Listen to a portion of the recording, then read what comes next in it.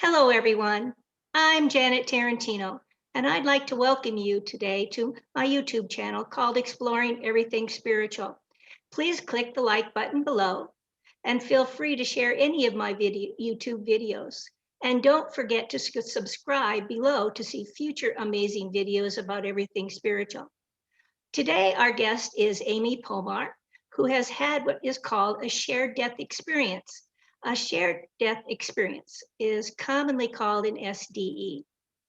It occurs when a healthy person or a number of people, healthy people, have visions or witness part of the dying individual's transition to heaven.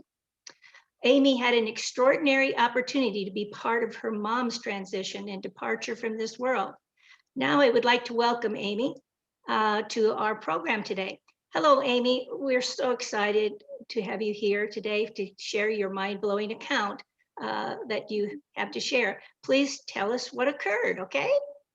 Thank you, Janet. I am so happy to be here and talk about this because actually it's something that occurs more often than not. And I think that the more people that hear about it, the more they will also realize that you know, afterlife is not only real, but it is amazing and beautiful, and it touches everybody every single day. So with that being said, I had my shared near-death experience, or SDE, with my mother in 2007. I was an only child, and in high school at age 16, I was 16, my mother had a stroke. She was only 47. And she had the stroke on the right side of her brain, so her left side was damaged, and she spent the next 30 years in a wheelchair. So I was able to witness and watch Mom through my growing up years and into my young family to realize how extraordinary it is for someone to live with a disability for so long. Finally, at around age 72, she had another stroke and started declining, pneumonia. And it was time to think about hospice. So we were in the regular hospital, and she had pneumonia, and it was so funny. We were there, and she did not like to get morphine at all. She didn't like any of those drugs because they made her hallucinate. And we were sitting outside, supposedly, through her view, with the chickens on the roof. And I said, "Mom, no chickens." And she said, "They're all over the place. Look at them." And we just laughed. It was so funny. She really didn't like chickens very, very much either. So anyway, she ended up going to hospice, and coincidentally, she ended up being in the same hotel room as my grandma. It is a hotel room. It's a same hospice room as my grandmother had. So it was very interesting that she had that two souls from the same generational line were leaving or departing in this one particular room. Anyway, so Mom had the stroke, and it was right before Christmas. It was I think it was December 22nd. And I had gotten a call in the morning, and things had changed. And so it was time to really start taking a look at spending the next few days and hours with her.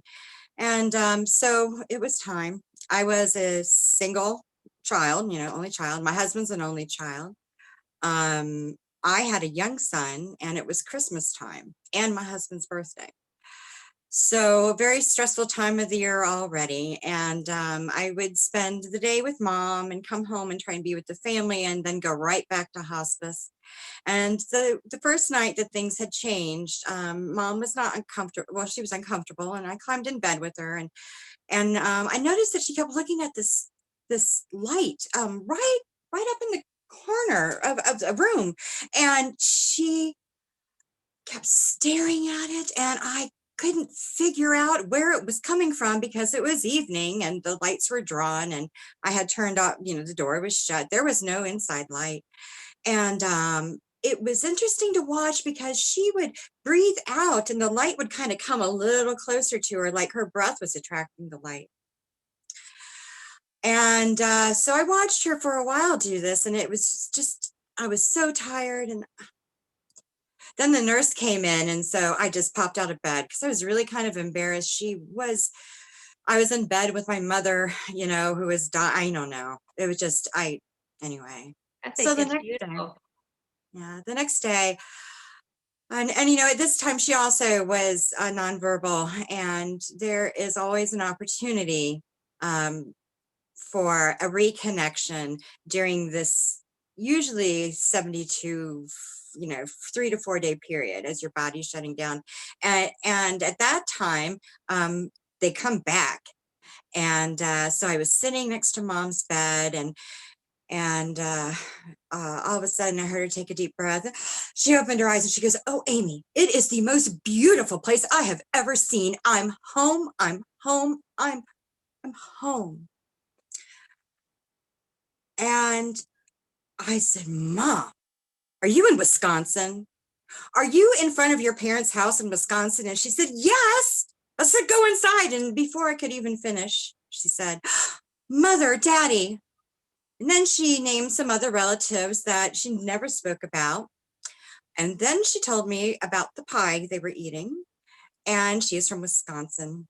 So cheese on pie is a Wisconsin thing. And she had a poem, and I wish I could remember it. Cheese on pie, something. Um, cheese on pie, cheese on pie. I'm the something. I'm the apple of my daddy's eye. That's what it is. Wow, thanks, Mom. Anyway, so she was you know, she was having conversations, and she was talking with them, and she was interacting with me. And I had some experiences early on, in early childhood, once when I was 4, and then again a little bit later. But the 4-year-old one was interesting. I love Native Americans, and my parents, this is in Wisconsin, and boy, I love them so much. I wanted to go be one. I wanted to, you know. So in back of my grandma's house, and this would be in 1974, no, 2, in back of my grandma's house, all of a sudden this Native American walks by, and he's got a bow and arrow, and he has on a loincloth. And I think, oh my gosh, because I'm little, and I think he's going to shoot my puppy because he's hunting. So I hide behind the barrel until he's gone. Go running up to my grandma's house. I'm like, Grandma. She knows how much I loved Indians, and just assumed I didn't see anything. So I just went, okay. But I always remembered it. And when my grandfather died, my mom's father, she also was an only child. We stayed in drove up to Wisconsin. I was in bed on his side of the bed, and I was 9. It was 1976 centennial. And I was half awake, half asleep, and all of a sudden I was awake because there was this bright light at the doorway. And I looked up, and it was my grandpa, and he said, "Take care of your mom and your grandmother." I said, "Okay." And that was it. And I never told Mom because she was always, you know, she was her father, and he made poems about pie for her. And so, you know, I didn't want to be cast off as just seeing things or trying to, you know. So I never told it to her. So we're going back to hospice now, and I'm sitting there with Mom. She's telling about what she's seeing in Wisconsin in this house, and I decide, since she's talking to me and talking to them up there, that I'm going to ask about the Indian that I saw when I was 4. And she didn't even waste a second. She goes, "Oh yes, it is the one who walks between the worlds." So that kind of made me a little quiver, a little bit. And then I asked about Grandpa too. And before I even got the words out of my mouth, she said, "Yes, thank you." So I said, "All right." And that was it. You know, and she was there. and I was okay. And mom had been living in a broken body for a very long time. She had that massive stroke at age 47, and now she's 72. So I go back. It's the third day. That was Christmas Eve, by the way. Christmas Eve, no, Christmas Day that I got that confirmation and that stuff, which was an interesting day too. And so next day, the 26th, and today is the day that everything is shutting down, and not very much time, and have to do a couple of things and come back. And so I come back, and I remember sitting there praying to God to please help take her, please take her. She had been in this broken body for so long, and I knew she was okay because grandpa and grandma, but it's a labored breath, and so I'm in there by myself for the day, and she's really not far from me, and I'm touching her face, and I'm you know catching my breath every second, because when something changes, and is this it, is this it? And it had been going on for all day, and the nurse kept coming in, and my husband came, and he sat in the corner, and the nurse went on the other side of the bed, and her breath started declining, and then she stopped for a minute and looked up and looked at the nurse, and mom was still there. So the nurse walked out, and it was just me, and I kind of laid down next to her.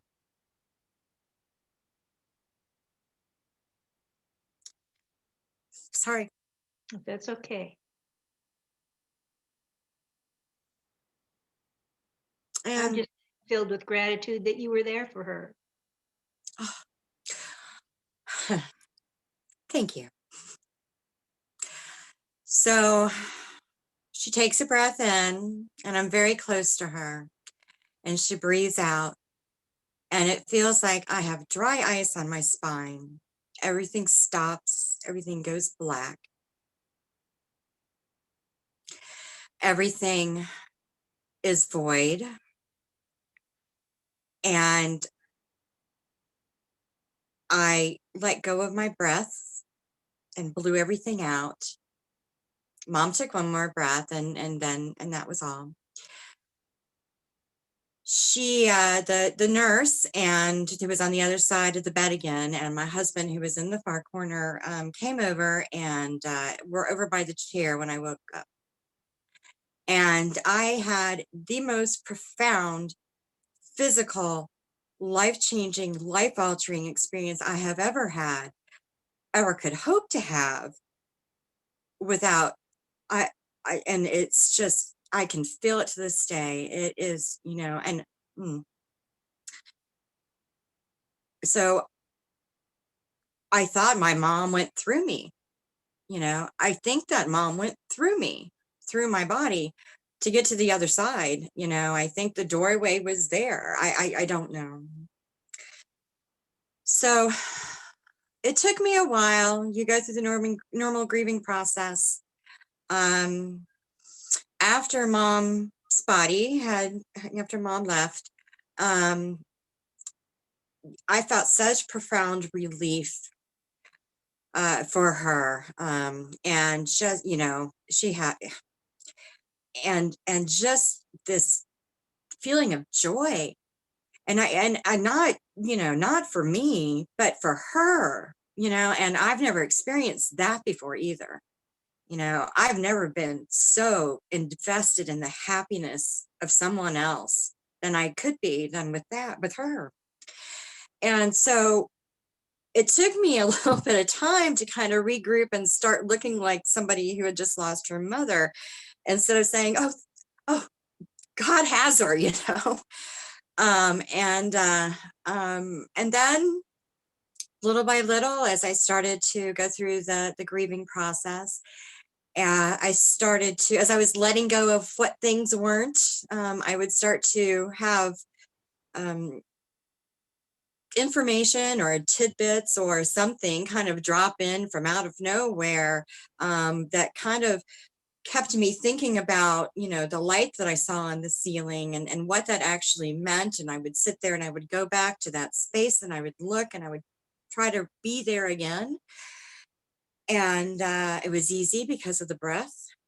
Mimic the breath. You can go back to the spot. And so, I'm going back and I'm watching it and I'm watching it again. And I started to get this understanding of this. And it kept looking like a stairway, and I knew it was a warm light, and I knew it had to come really close to the body to suck the soul out really quick, because the soul didn't want to leave the body right away. That's what you And were seeing the second time? right, yes. Well, that was the understanding of what the light was. Okay. So when I go back and I rethought about the light, and I spent more time daydreaming or meditating or trying to get back into the rapport of that into the rapport of the experience, then I would start to go, oh, okay, well, that's what it's for. The light was coming down, and these two angels, they looked like the head of a banister, on a stairway. And I'm like, oh, the light is the stairway. Well, of course it's the light is the stairway. That's the tunnel that's the light to heaven, and there was no other, that was it. And, and I haven't been the same since. So here we are today. So you've been transformed. Yeah. And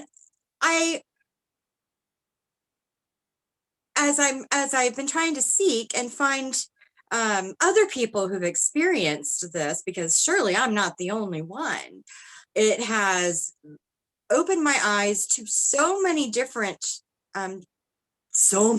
aspects of the death experience, and how it's received, and how to be with it, and how to have that comfort,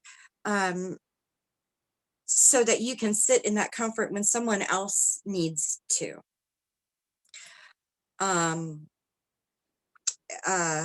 A few weeks ago, I had a friend who died, and although we knew that could head that way, it was still a surprise. And as sad as I am for myself, again, the amount of joy that I feel for her, being out of her pain, is immense.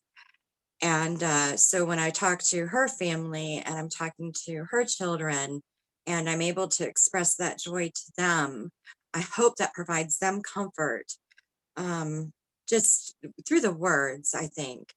And everybody experiences some touch of this in some way. You're experiencing it right now through hearing the words. Your readers will experience it through your words, through your book. And it's really a direct connection of all that's out there, and how to live here, in peace and joy, and even when the bad things happen. It's okay. It's all okay. It's good. Wonderful. Absolutely wonderful. Yeah, that's what this is all about, is sharing the comfort and peace that there really is an afterlife. And I know with the many people I have talked to about shared death experiences, and with my own dad's, a lot of them leave on a breath, and that's what your mother did. She left on a breath, and maybe she was hugging you and going through you on her way to heaven as her final goodbye. She was Irish. And I don't know if she used to make it up, or she would say it's an old Irish curse. She would say, "And may your own bring you joy." And, sometimes I look back, and because I didn't get, I got pregnant at age 40, not too long after that. So I, I have a feeling it was just her way of saying, aha, your first kid, you skated through pretty well. So let me introduce you to and may your own bring you joy. Because kind of experience that Uh-huh. that she had. But yeah, I it's taken me a long time to know what this is. I'm so thankful to know that what I experienced isn't crazy. What I experienced is real, and what I experienced is available, not available, but it's there everywhere.